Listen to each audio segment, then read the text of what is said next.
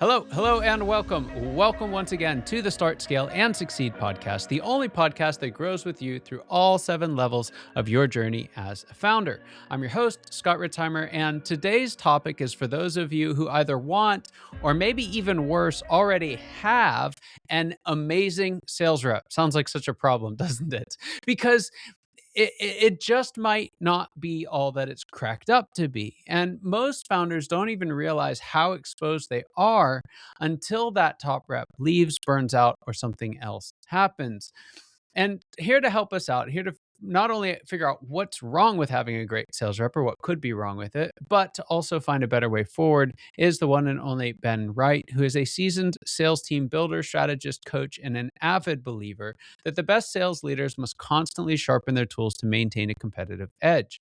He's built high performing sales teams from the ground up across the corporate world, fast growth startups, and mature businesses alike. Notably, his last venture was recognized as an Australian growth company award winner for 2 consecutive years, scaling from $0 to 40 million in annual recurring revenue in just over 7 years. Defined by grit, Ben is a leader who truly thrives when stepping up to a challenge. Ben's a published contributor to HubSpot and LinkedIn, who brings immense energy to everything that he does. He's here with us today.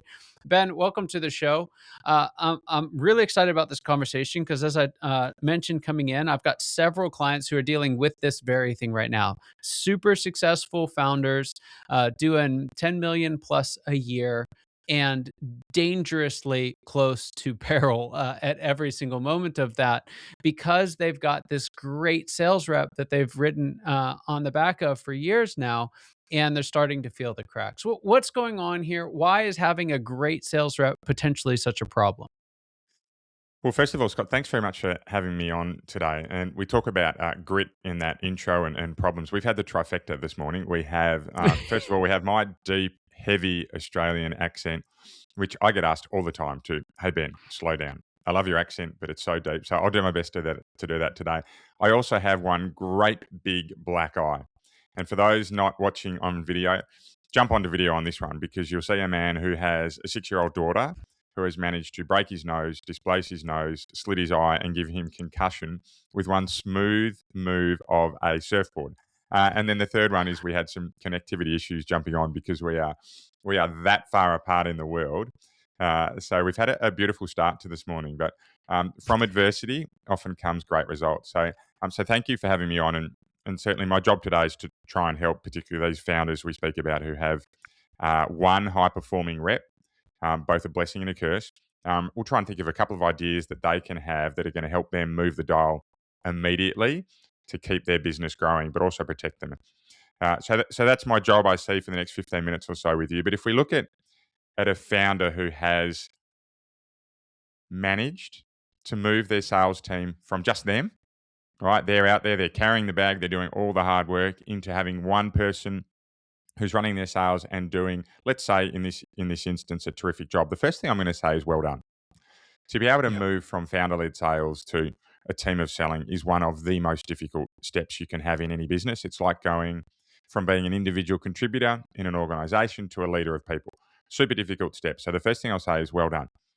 The second thing I'll say is the challenge is only just beginning, because exactly as you say, when we have one salesperson in our team, we can become really heavily reliant on them. And without the right processes behind them, and that word is so important, it can, of course, elicit a bit of fear into people. Process. What's process? What am I going to do here? Processes get really complex. Do I need to use AI? Do I need to have it written down? How many people have got to be involved in the process, right? It can get that prefrontal cortex running a little bit hard for people, but at the same time, process can be so simple. So without the Yeah. right process, and I'm going to say the words simple process behind anyone in your sales team, whether you have one or 21 people like we had in our business at the height of our business, having that great process behind these salespeople is just so important to be able to build that growth. So we might dive into that today to give your founders and your entrepreneurs some tips around how they can manage a team of one or a team of two. That's so great. I couldn't agree more on a couple points. One, I forgot to mention this earlier, but this is now available in both Apple Podcasts and Spotify on video. So we've definitely got you covered.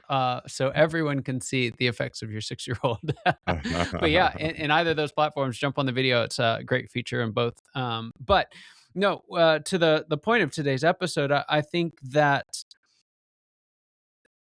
it's so wonderful when you can solve for being the only salesperson that, like, you'll take anything, and when that anything happens to be a fantastic individual that can actually like outsell what you did, which happens sometimes. Like, most founders at that level just can't think of anything better, and so I think one of the things that's so difficult is just kind of mentally how we get stuck in this space of maybe you can speak to this for us, but one of the challenges that I see is it's really tough to find another one of those and to bring them on. And so even if they try and hire out a team, the expectations are just so outsized that they end up just keep falling back to this one person, and you can feel trapped if it's all down to one person. Yeah, absolutely agree. So what I might do is put to side for the moment the piece around how you can retain that person. It's so critical, Yep. and no doubt you've spoken about that in your podcast. But there's ways we can retain people through not just salary, through learning, through cultural benefits, through flexibility, through lots of different things here. We probably won't go down those. I won't go down that area today. I might look at more around what do we do to protect the business so that if that person either stops performing, and I have seen many elite salespeople stop performing overnight for various reasons, or if that person decides to leave, what you do to make sure that your business doesn't go from a screaming success into one that creates a bundle of nerves for you as the owner. And I think if we're looking at this, let's take a drive, drive down memory lane for me, where I've had businesses which have two types of sales funnels. So the first type with that high performing salesperson is a business where I'd call it your jobbing. So you're winning deal, completing deal, onto next deal, winning deal, completing deal, onto next deal. So that's very much that hunting style business versus businesses where you have fewer accounts, but they're bigger and they stay with you and you provide to those accounts again and again and again. And this example also works when you have smaller accounts, but lots of them, but they're repeat customers. And they're two very different streams of sales. One requires the ability to make relationships quickly, build confidence, trust, show your knowledge very quickly, help your customers out, and then win deals. And the other one requires you to maintain and foster relationships. So if we look at the situation where you are a business owner and you are looking to win new deals again and again and again, and you have one salesperson that's out there, they're hunting, they're knocking down doors, they're calling inbound leads quickly, they build those great relationships and they're closing deals. In that instance, for me, where I see leaders have some reassurance that if that salesperson's going to move on, is where they've built a very, and this is so important, a very simple process behind it. And that process, in our experience, normally comes down to a framework that we call the Core 3 model or the Core 3 framework, which is all about speed, value, and process. And if we can build a very simple sales process that focuses on speed to lead, so how quickly we're engaging with our customers, and that's very much, and we don't have lots of time to dive into this today, but it's very much around making sure your energy levels in how you contact your customer match theirs. So if we can build a process around speed, we can build a process that has ingrained into how you contact a customer, qualify your customer, get to site, complete your site audit, and if it's on the phone or video, that's okay too. Very similar process, right? Close out that site visit, quote, follow up, win, lose, review that deal. Where you have a very simple process in there, my experience is that it's far easier to bring in salespeople to then move into or to repeat that process outside of your gun, right? Your one expert. But I think the piece that gets missed by most entrepreneurs and most founders is that they rely on that gun salesperson to do whatever they want. So what you end up doing is you get their model of selling rather than the business's model of selling. And that's when Yes. you're at risk. Because whilst you don't lose relationships when they leave the business, you might lose an active pipeline, but that's okay. Most businesses are turning over their pipeline 10 to 12 times a year. So you might lose that active pipeline. And okay, that you have to step in as the founder and close that and work that, and you have a short sprint where you need to recover. But where you've built that process into something that's simple and repeatable, it's far easier to replace that with a salesperson that will get the job done. So that is without doubt my number one recommendation is you must simplify into a simple process where you have a hunting style mentality. When we look at the second option, which is, oh, sorry, Scott, over to Yeah, you. let me follow up on that, because one of the things you say simplify, and I think that's really, really smart, and I really like this idea of the business's process, not the salesperson's. One of the one of the things I've found complicates that, and this just might be my shallow experience, so feel free to speak into it, but is sometimes you don't have a wealth of that same level of performance sitting around, right? Yeah. So if one person's bringing those all in and they do 5 million and you bring in another person and they do 2, it feels like the end of the world.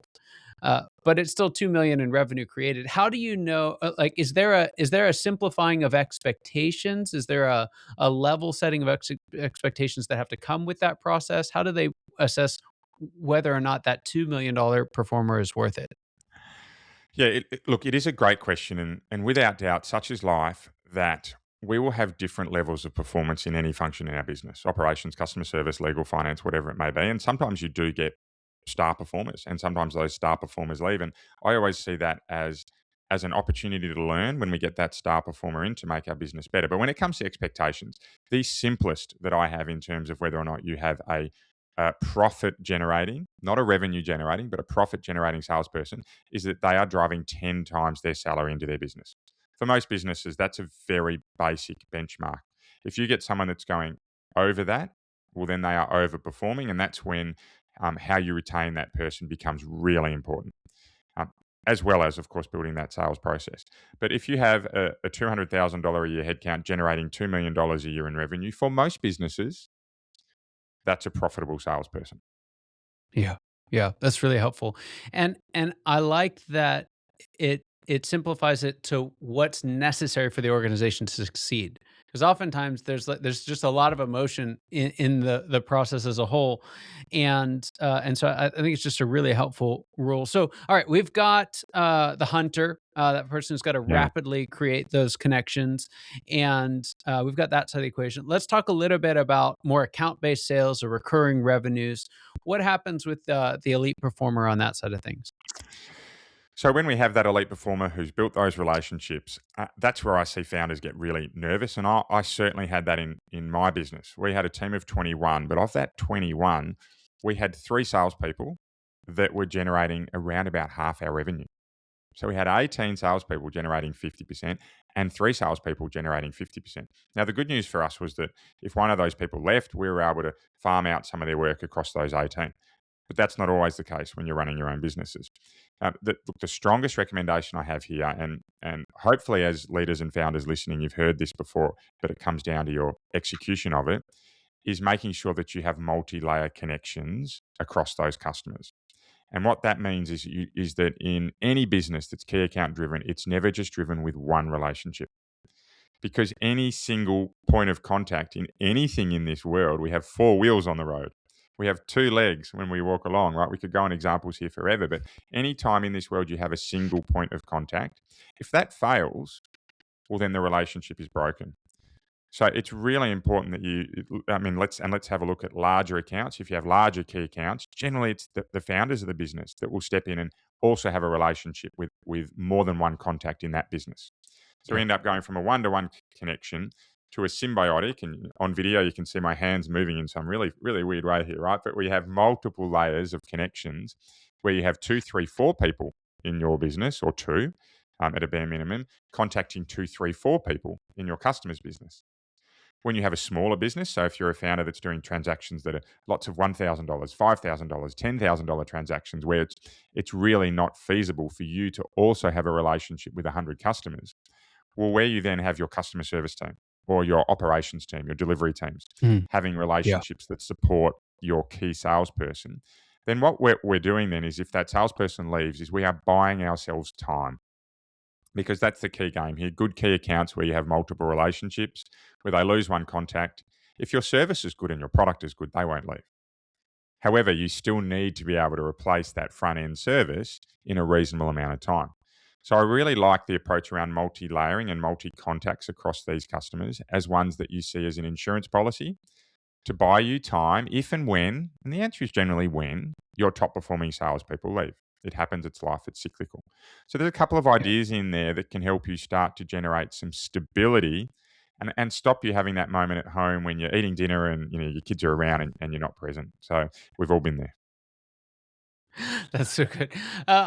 Two more questions. One's one of my favorites, and the other is a nice, easy softball for you. But the first question here is one that I ask all my guests, and it is, what is the biggest secret that you wish wasn't a secret at all? What's that one thing you wish every founder watching or listening today knew? Yeah. So look, I've been asked this question before, and I had a number of runner-ups, but I think with this topic that we're talking about today, what I'd really like to encourage any founder or any entrepreneur to focus on is speed. So now I don't know if speed's a secret, but implementation of speed is. And too often I see sales businesses, even with their high performing salespeople, rely on their heads, as we've spoken about, to get deals done. Where you have a process that prioritizes speed, it allows you to match your energy with the customer's energy. When they're inquiring, you're responding. And when someone's inquiring, at that moment, you have the greatest sense of curiosity or engagement or excitement. All right. When you quickly get out to see that customer, again, you're pairing with that. Right. When you're asking the right questions quickly, what do you need? What are you ready to buy now? Are you just looking? Right. What do we need to do to get this moving forward?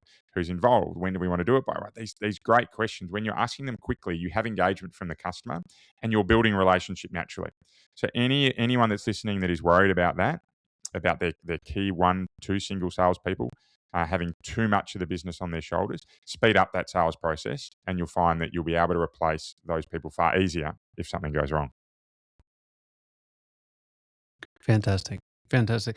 I love it. I'm glad you came back to it because it struck me earlier and I didn't know if we'd get back to it. So I love this focus on speed. I'm sitting here thinking of all the situations where I probably would have bought more if they were fast for me. And then I'm Yeah. thinking of all the situations that I wasn't fast enough when someone else was interested. So Yeah. I love that. Ben, folks are listening to this and they either find themselves in the position we talked about with that star sales rep, but unable to really scale beyond it or worried that they might cave in without it, or they're just trying to grow their sales and they want someone who knows what they're doing to come alongside and help out. Where can they find more out about the work that you do? What resources do you have for them? Yeah, thank you, Scott. I really appreciate it. So we do, on a really limited basis, we do quote audits for selected podcasts, and we've agreed to do it with the Start, Scale, and Succeed podcast. We're going to put a link up into your show notes where you can book in to have a quote audit, and that quote audit, it takes a couple of minutes to do a quick quiz there, and then we look at exactly where you've got some holes in your quoting process. Right, risk management of your business or the ability to grow quickly. So that'll be in the show notes, and you can jump straight in if you'd like some help straight away. It doesn't cost anything. There's no obligation. We just do it as a thank you for having us on the podcast. Or alternatively, you can jump onto our podcast, it's called Trade Sales Made Simple. So it's a fantastic podcast. It is generally directed at trade sales, but it applies to so many more businesses than that. And I'd probably start when we talk about speed. I'd actually start around episode 185. That is a great little 12 minutes, like yours, short and chunky, around speed and how you can improve that in your business. So they'd be the two ways. And thank you very much for giving the opportunity to do that, Scott. Brilliant. Brilliant. Well, Ben, thanks for being here. Honor and privilege having you from the other side of the world, bright and early, beat up and all, but here with us nonetheless. We really appreciate your sharing with us here this morning. And for those of you watching and listening, your time and attention mean the world to us. I hope you got as much out of this conversation as I know I did, and I cannot wait to see you next time. Take care. Hey everyone, Scott Ritzheimer here. Thank you so much for listening to the Start, Scale, and Succeed podcast. I hope this episode gave you exactly what you need for the level you're in right now. If you want to discover what level you're in, take our 10-question Founders Evolution quiz for free at foundersquiz.com. That's foundersquiz.com. It'll pinpoint exactly where you are and give you tailored tips to move forward and reach that next level in your journey as a founder. If you got something out of today's episode, don't forget to subscribe, rate, or review. It helps us reach more founders like you, and let's be honest, it means a ton to me, my team, and all our incredible guests. So keep starting, scaling, and succeeding, and I'll see you in the next episode.